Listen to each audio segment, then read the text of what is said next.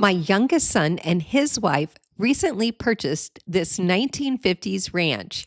And over the past 2 weeks, I've transformed the guest bedroom and the dining room. But this week, I'm taking on their primary bedroom. And I have a lot planned for this space. As soon as you walk into the room, a few things stand out right away. The hanging bookcase with its zebra patterned wallpaper, the white paneling on the lower third of the walls, and the dingy brown carpet that has definitely seen better days. When we first peeked under the carpet, we were excited to find beautiful hardwood parquet floors, just like those in the guest bedroom. But our excitement was short lived because once the carpet came up, we discovered that a large section of the floor had been patched with cheap plywood. Since Spencer and Madison were already installing LVP in several other areas of the house, it made sense to continue it into the primary bedroom because matching the original parquet flooring would have been far more expensive.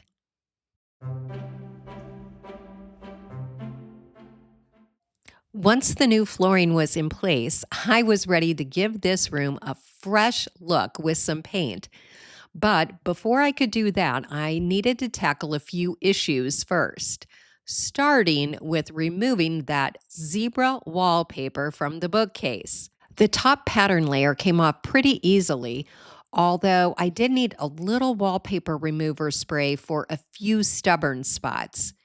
But once that top layer was gone, I could saturate the remaining paper with more wallpaper remover and let it sit for a few minutes to loosen the glue. After that, it peeled off in surprisingly large pieces.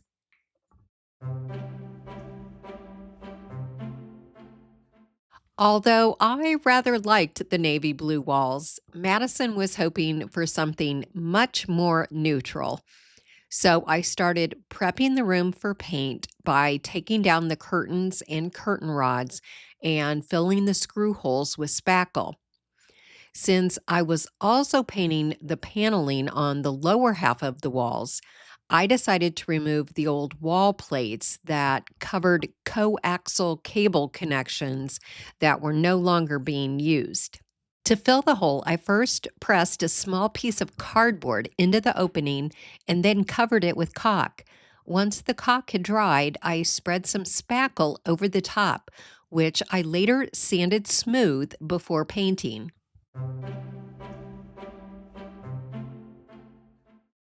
You might remember that I used Sherwin-Williams Accessible Beige in the guest bedroom, and since I still had plenty left over, I used it here to cover the navy blue walls.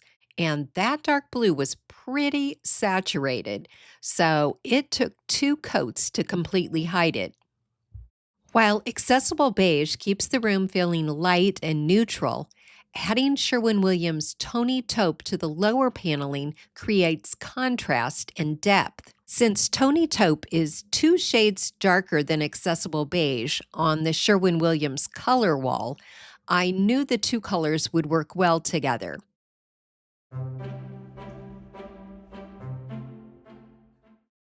I honestly forgot this room had this little side window.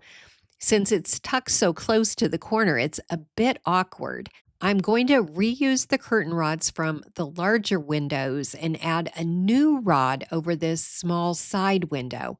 Hopefully, by hanging them just right, it'll almost look as though the rods wrap around the corner. That should help the windows feel more connected and intentional. To do this, I won't use the finials.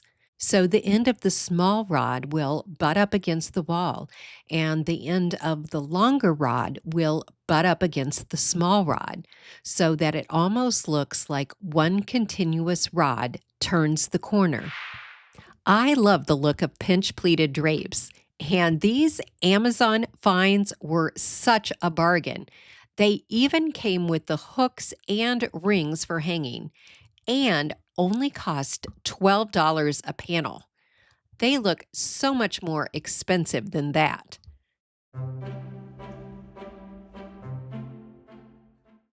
Although Madison didn't give me a lot of guidance for this room, she did mention two things. She wanted beige or taupe walls, and she loves plaid. So when I came across this plaid wallpaper, I thought it might be the perfect way to incorporate a pattern she loves without overwhelming the space.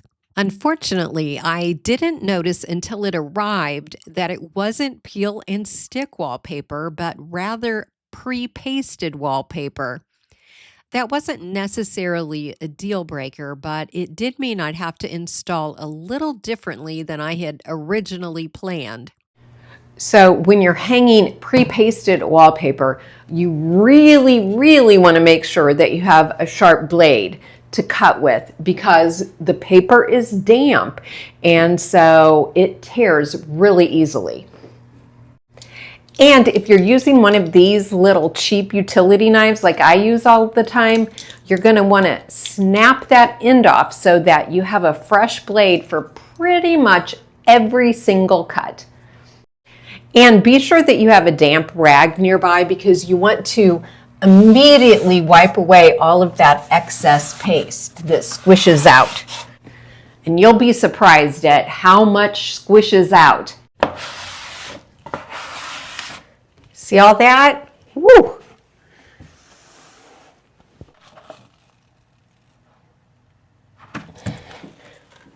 It's a little hard to get the pattern lined up because my hands are so slimy from all that extra paste squishing out on me. So for this last piece, I am not only going to pre-cut the length, but I'm going to pre-cut the width so that I don't have a bunch of extra paper and paste flapping over and getting over here on the side of the bookcase. So easy to cut straight lines when you're using plaid wallpaper.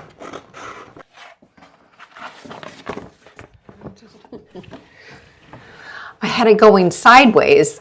It's kind of hard to tell the top from the bottom when you're using plaid wallpaper too. I'm so glad that I took the time to match the pattern up above the shelf, because if I hadn't, I definitely would not have been happy with the end result.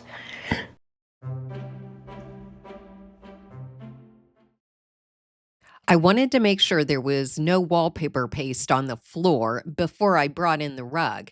I had responded to a Facebook Marketplace post for a green and brown rug, but when I went to pick it up, it was a lot more worn than it looked in the picture. But they also had this red rug for sale, so I bought it instead. And for only $50, it was a complete steal. Spencer and Madison wanted to upgrade to a king-sized bed, and I found this headboard and bed frame for only $60. Unfortunately, when the kids went to pick it up, they didn't notice that there was a whole lot missing to the bed frame. And I didn't anticipate how tall the headboard would be, so I needed a little time to brainstorm. I went ahead and brought in their nightstands. I knew they were going to be a really tight fit, so I had thrifted one smaller nightstand for $30 and was still looking for another one to use on the opposite side of the bed.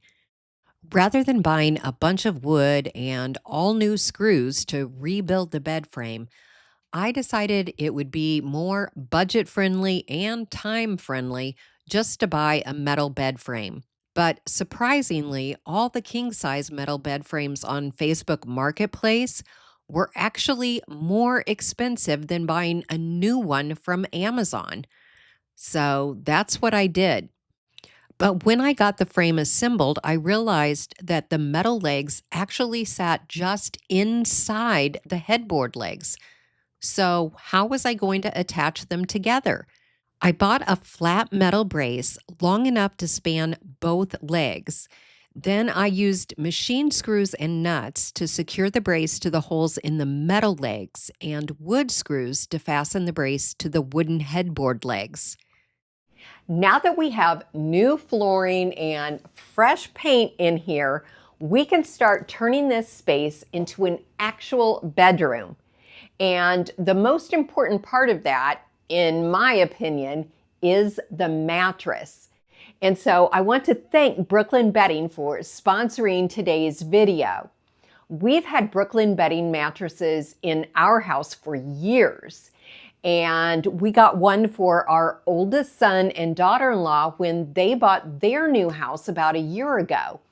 So now that Spencer and Madison are starting out in this new home, we wanted to get them a great mattress too. A mattress is one of those big purchases where I don't want to experiment. If I find something I love, I stick with it. And honestly, Brooklyn Bedding has really been a winner for our family. All of their mattresses are designed, assembled, and shipped from their factory in Arizona. So they can offer premium quality without all the middleman markup. And I love that they offer such a variety of mattresses, so you can find the one that is perfect for you. Spencer and Madison chose the Aurora Luxe cooling mattress because Spencer is a very hot sleeper. And they offer a 120-night sleep trial and a limited lifetime warranty. So you have plenty of time to decide if it's the right mattress for you. So if you're thinking about upgrading your mattress, visit brooklynbedding.com/Canterbury Cottage, or just use the QR code on the screen and you'll get 30% off your order. Now, let's get back to this bedroom makeover and start adding the cozy details.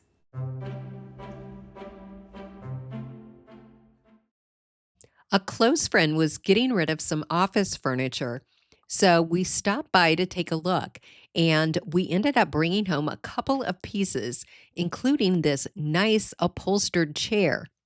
I wanted to create a little seating area in the corner, so I brought in a floor lamp I found at Goodwill and added the small nightstand. Then, with a little help, I brought in what appears to be a tall dresser, but it's actually a filing cabinet we got from that same friend. This is going to give them so much storage. As I experimented with this seating area, I decided to bring in a small cabinet I had thrifted for Spencer back when he was living in Nick and Amaya's basement. Its smaller size just seemed to work better than the nightstand next to the chair. But it did need a little cleaning up. In the end, the kids preferred their original nightstands because they offer plenty of storage and surface space, and they didn't think the room looked crowded. Since the nightstands had gotten a little scratched up during the move, I just gave them a quick paint touch-up.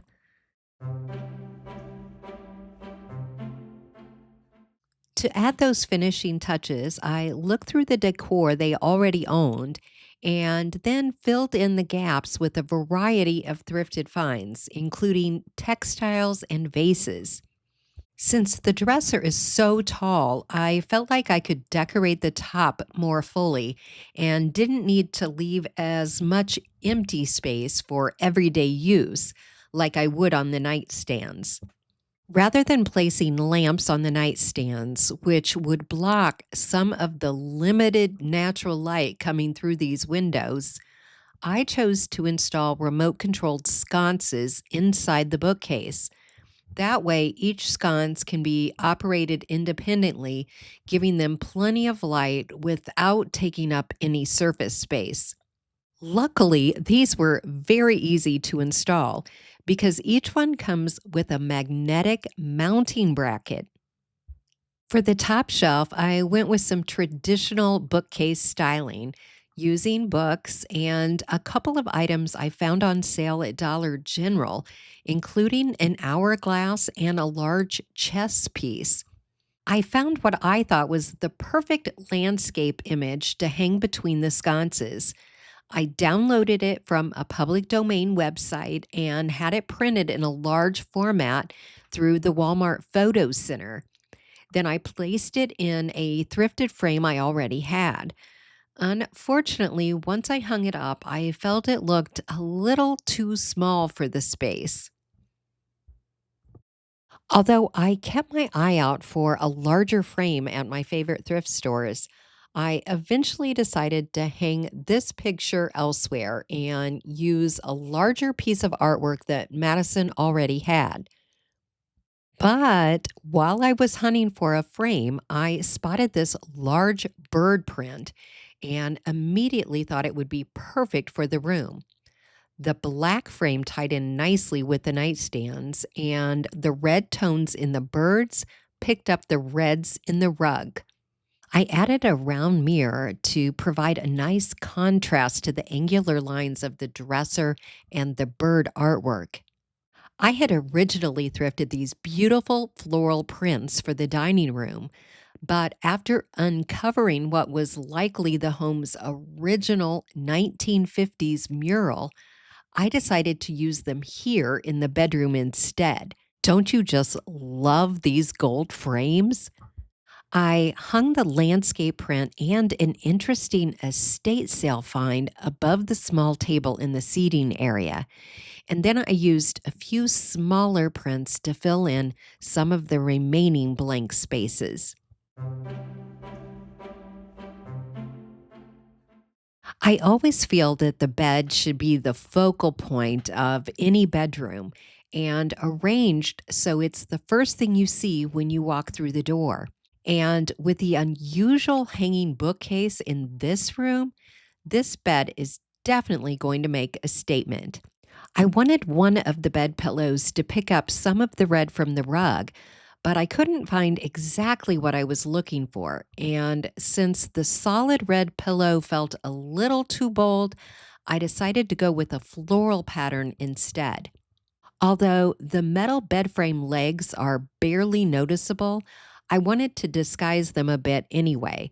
So I cut small pieces from some leftover grass cloth wallpaper from the dining room makeover and wrapped them around the legs.